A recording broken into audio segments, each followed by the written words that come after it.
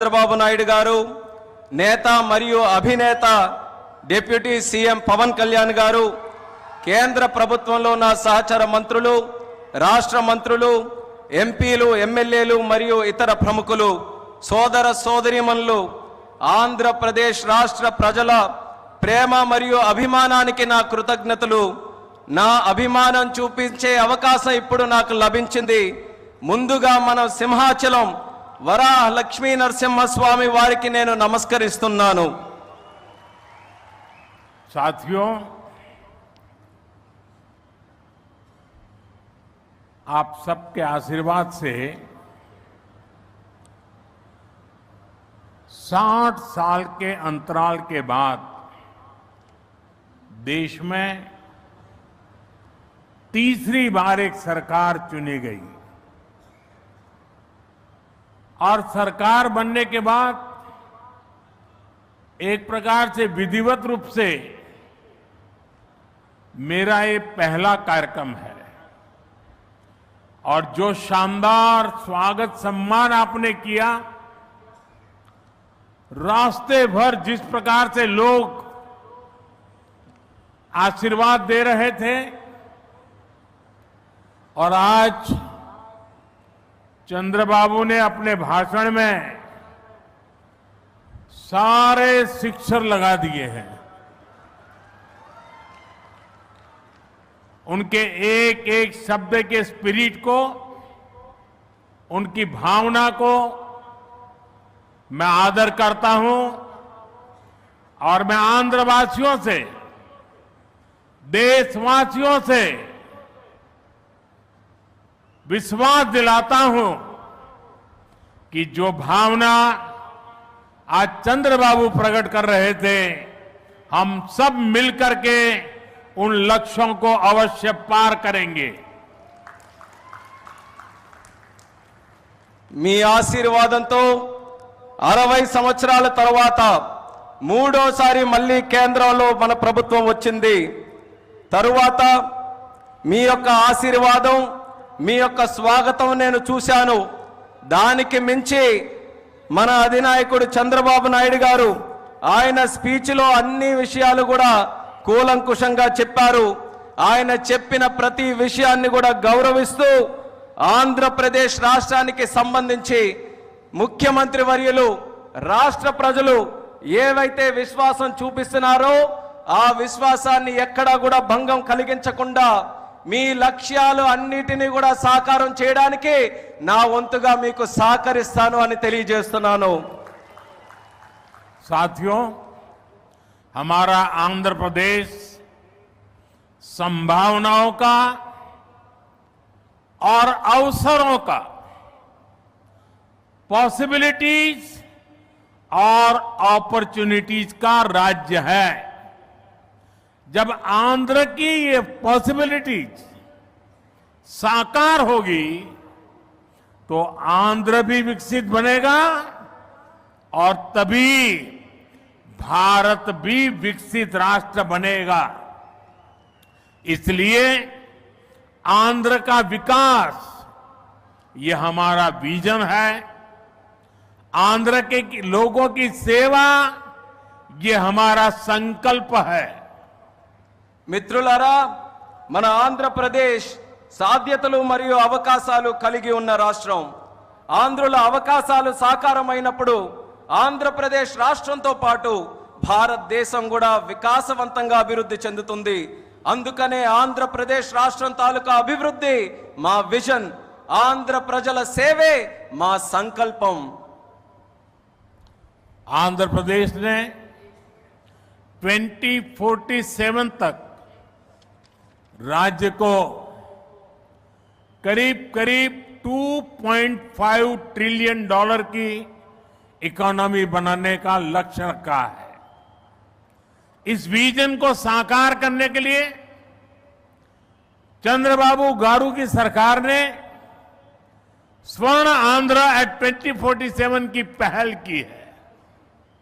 इसमें केंद्र की एनडीए सरकार भी आंध्र प्रदेश के हर लक्ष्य के साथ कंधे से कंधा मिलाकर चल रही है। इसलिए केंद्र सरकार लाखों करोड़ की योजनाओं में आंध्र को विशेष प्राथमिकता दे रही है। 2047 సంవత్సరం కల్లా ఆంధ్రప్రదేశ్ రాష్ట్రంలో $2.5 ట్రిలియన్ ఆర్థిక వ్యవస్థగా తయారు అవ్వాలని లక్ష్యం పెట్టింది. ఈ విజన్ సాకారం చేసేందుకు చంద్రబాబు నాయుడు గారి ప్రభుత్వం స్వర్ణాంధ్ర 2047 అనే కార్యక్రమానికి శ్రీకారం చుట్టింది. ఈ లక్ష్యాన్ని చేరుకోవడానికి కేంద్రంలో ఉన్న ఎన్డీఏ ప్రభుత్వం ఆంధ్రప్రదేశ్ రాష్ట్రంతో పాటు భుజంతో భుజం తోడై ముందుకు నడుస్తుంది. అందుకే లక్షల కోట్ల పథకాలతో కేంద్ర ప్రభుత్వం ఆంధ్రపై ప్రత్యేక దృష్టి సారించి ప్రాధాన్యత కూడా ఇస్తుంది. आज यहां 2 लाख करोड़ रुपए से ज्यादा के प्रोजेक्ट का उद्घाटन और शिलान्यास किया गया है। ये प्रोजेक्ट्स आंध्र प्रदेश को विकास को नई ऊंचाई देंगे। मैं इन डेवलपमेंट प्रोजेक्ट के लिए आंध्र प्रदेश समेत पूरे देश को बधाई देता हूं।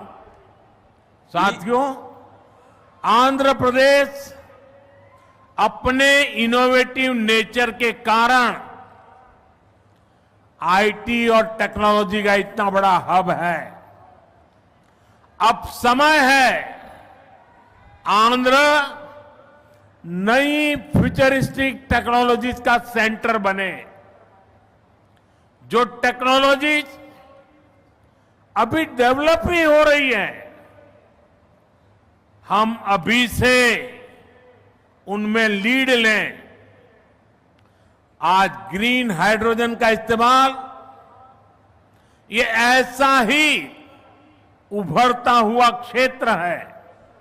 ఈ రోజు 2 లక్షల కోట్ల రూపాయలకు పైగా విలువైన ప్రాజెక్టులు ఇక్కడ ప్రారంభించడం మరియు శంకుస్థాపన చేయడం జరుగుతుంది. ఈ ప్రాజెక్టులు ఆంధ్రప్రదేశ్ అభివృద్ధిని సరికొత్త శిఖరాలకి చేరబోతుంది. ఈ అభివృద్ధి కార్యక్రమాలతో ఆంధ్రప్రదేశ్తో పాటు యావత్ భారతదేశానికి కూడా నా తరపున అభినందనలు తెలియజేసుకుంటున్నాను. మిత్రులారా, ఆంధ్రప్రదేశ్ రాష్ట్ర ప్రజల తాలూకా సృజనాత్మకత వల్ల ఆంధ్రప్రదేశ్ రాష్ట్రం ఐటీ మరియు సాంకేతికతకు ఒక పెద్ద కేంద్రంగా మారింది. ఇప్పుడు సమయం వచ్చింది ఆంధ్రప్రదేశ్ రాష్ట్రం సరికొత్త టెక్నాలజీస్ కు కేంద్ర బిందువుగా మారాలి. ఈ కొత్తగా అభివృద్ధి చెందుతున్నటువంటి టెక్నాలజీస్ కి ఆంధ్రప్రదేశ్ రాష్ట్రం సారథ్యం వహించాలి. నేడు గ్రీన్ హైడ్రోజన్ టెక్నాలజీ కూడా అటువంటి ఎదుగుతున్నటువంటి ఒక రంగమే. देश ने 2023 में नेशनल ग्रीन हाइड्रोजन मिशन की शुरुआत की थी। हमारा लक्ष्य है 2030 तक 5 million metric tons green hydrogen का प्रोडक्शन। इसके लिए शुरुआती चरण में 2 ग्रीन हाइड्रोजन हब स्थापित होंगे, जिनमें से एक हमारा विशाखापट्टनम है। దేశంలో 2023లో నేషనల్ గ్రీన్ హైడ్రోజన్ మిషన్ ను మనం ప్రారంభించడం జరిగింది. మా లక్ష్యం 2030 నాటికి 5 మిలియన్ మెట్రిక్ టన్నుల గ్రీన్ హైడ్రోజన్ ని మన దేశంలో ఉత్పత్తి చేయాలి. దీనికోసం ప్రారంభ దశలోనే 2 గ్రీన్ హైడ్రోజన్ ల్యాబ్‌ని మనం ఏర్పాటు చేయబోతున్నాం. అందులో ఒకటి మన విశాఖపట్నం నగరం అని తెలియజేస్తున్నాను.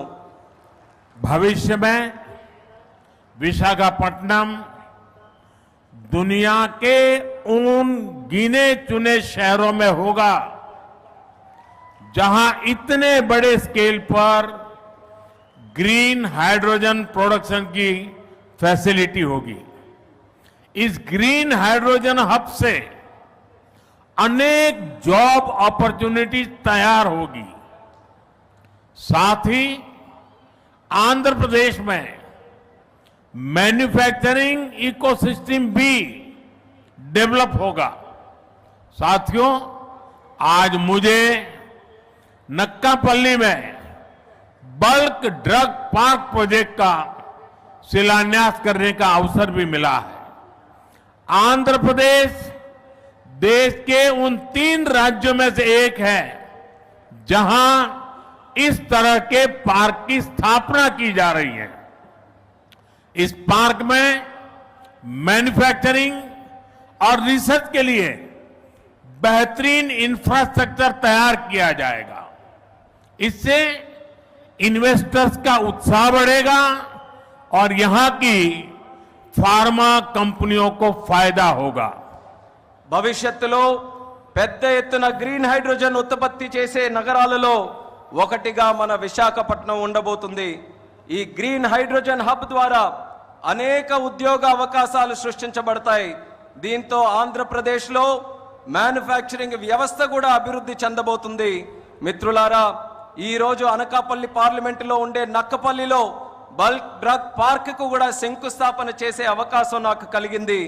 దేశంలో 3 రాష్ట్రాలలో ఈ తరహాలో పార్కులు ఏర్పాటు చేయబడుతున్నాయి।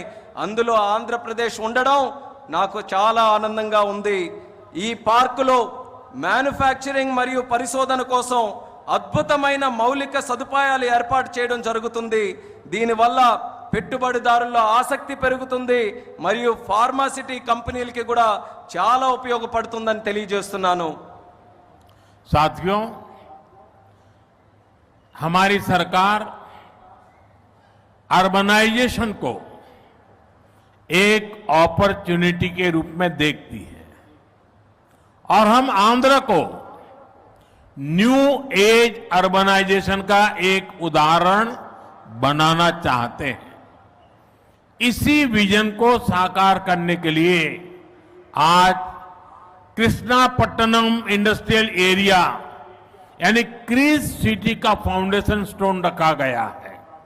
ये smart city Chennai Bengaluru industrial corridor का हिस्सा बनेगी।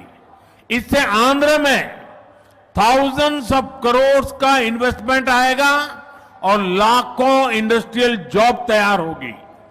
మిత్రులారా, మా ప్రభుత్వం పట్టణీకరణకు ఒక అవకాశంగా చూస్తుంది। అలానే మన ఆంధ్రప్రదేశ్ రాష్ట్రం నవయుగ పట్టణీకరణకు ఉదాహరణగా ఉండబోతుంది। ఈ విజన్ సాకారం చేసేందుకు నేడు కృష్ణపట్నం ఇండస్ట్రియల్ ఏరియా అంటే క్రిస్ సిటీ శంకుస్థాపన కూడా చేయడం జరుగుతుంది। చెన్నై బెంగళూరు ఇండస్ట్రియల్ కారిడోర్లో ఈ స్మార్ట్ సిటీ ఒక భాగం అవ్వబోతుంది।